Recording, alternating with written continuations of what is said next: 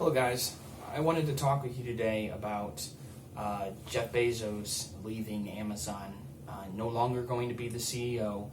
He's moving into an executive chairman position, which basically means everything Amazon does, he's still ultimately in charge of, and he has the ultimate ability to fire the new CEO, which is a man by the name of Andy Jassy, who is currently the head of Amazon Web Services. Amazon Web Services has apparently become the bulk of Amazon's business, as in Amazon's making more money. I've heard that they are making the majority of their money through Amazon Web Services. And I just, so you got the head of the Amazon Web Services taking over, and of course, they made headlines, Amazon Web Services recently, for shutting out Parler from their hosting, for refusing sale of their web hosting and their servers to the Twitter alternative Parler. So will Jeff Bezos still have ultimate control over Amazon and all its operations? Yes. If this Andy guy doesn't do the job the way if he's not great for the job, if he doesn't do the job the way that Jeff Bezos wants him to, he's out. It's really that easy. Cause it's really, so you've got Jeff Bezos giving up his day-to-day operations control over the company, and he can now broaden his options.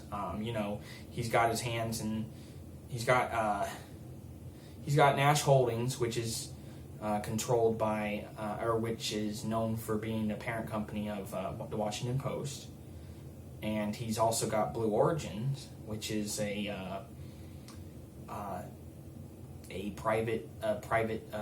privately owned space agency tech company. I don't know what you would call it.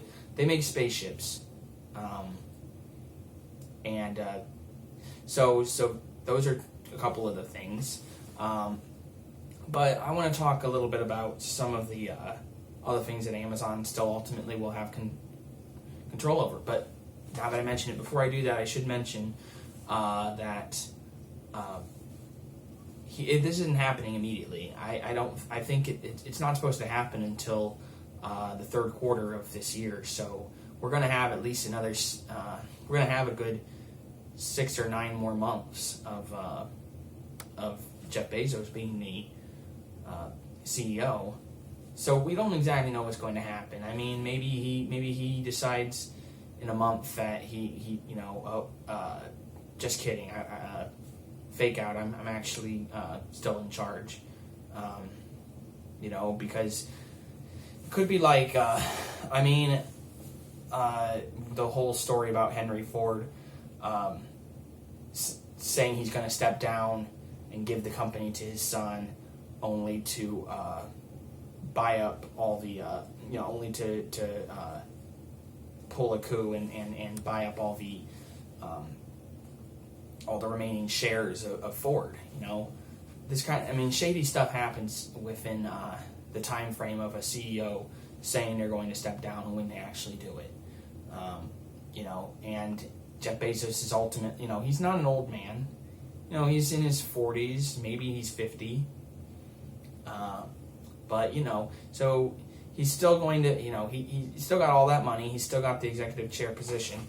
And let's break down a little bit of what Amazon owns that Jeff Bezos is ultimately still going to have control over at the end of the day.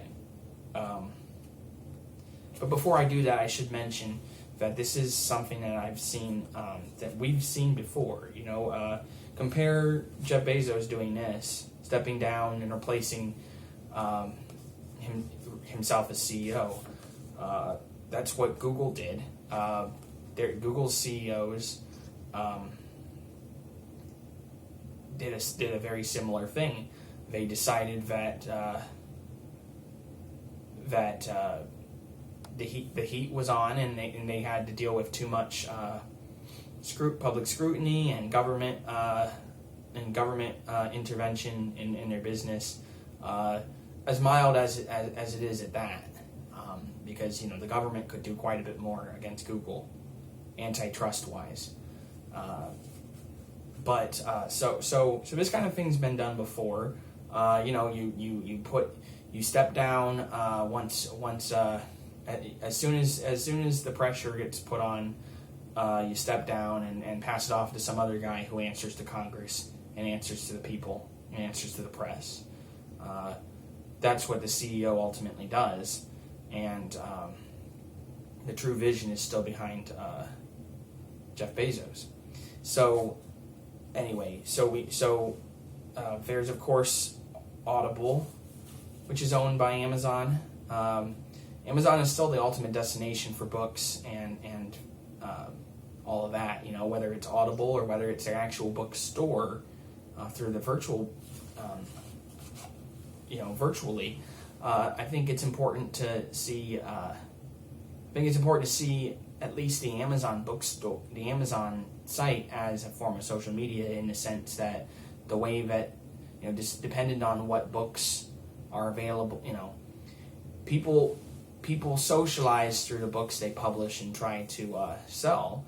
And if Amazon doesn't want a book to be on their, they can choose what books are sold on their store, and they can choose how easy it is to find certain books when you're looking, and they can, and they're in ultimate control over the review system and all of that. And ultimately, if I'm going to buy a book or try to find a book that I want to get at a library, I usually go to Amazon first, and that's not going to change for anybody really, because Amazon remains such a good resource for that. So there is a level of social control that can be done through just the books that are being sold on Amazon, in addition to Audible, which is just a virtual arm of that, which is probably quickly becoming more profitable than the bookstore itself. And then of course we've got Twitch, which is, and then there's Twitch, which is an alternative to YouTube. I would argue it's the most prominent alternative to YouTube, and that's owned by Amazon too. But I don't know a lot about Twitch. I've never really gotten to use Twitch. And from what I can tell, to be a user on Twitch requires quite a bit more live stream. It seems like Twitch is more live stream focused. If I'm wrong about that, call me out on it. And then, of course, there's the Washington Post. It doesn't get more prestigious than the Washington Post. I mean, between the Washington Post and the New York Times, they're both dramatically. I mean, they're cornerstones of journalism in our country. They've since been, over the years, they've been washed down and watered down and compromised. We used to live in a time where, the Post movie with Meryl Streep and Tom Hanks was about the Washington Post publishing the Pentagon Papers. Imagine the Washington Post doing something like that today. They wouldn't.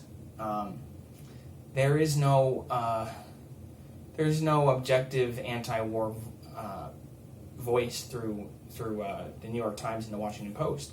They do occasionally talk about the wars, but it used to be that they used to stand up against the war machine a lot stronger, and that's not going to change because, of course, Amazon is in bed with the CIA with their server space. It really seems like ultimately the Amazon Web Services is the dominating force, and Amazon, the store, is the storefront, But what goes on back in the kitchen is something completely different, and out of the public eye, and Amazon Web. But I guess it makes sense why they would pick the guy who was running Amazon Web Services, because Amazon Web Services seems to be the most powerful arm of the company and more profitable than other elements of the company. So anyway, don't expect things to change too much with the company because it's still Jeff Bezos' company. Expect. I would say expect a broadening of Jeff Bezos' acquisitions and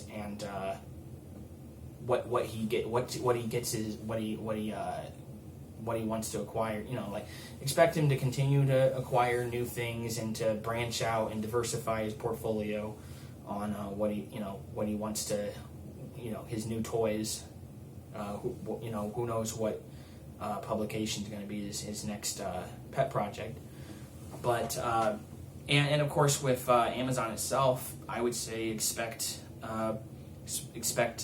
Amazon Web Services to play an even more dominant role in the company.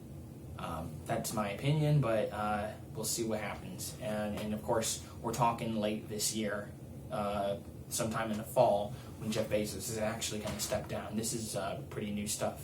So, anyway, thank you guys.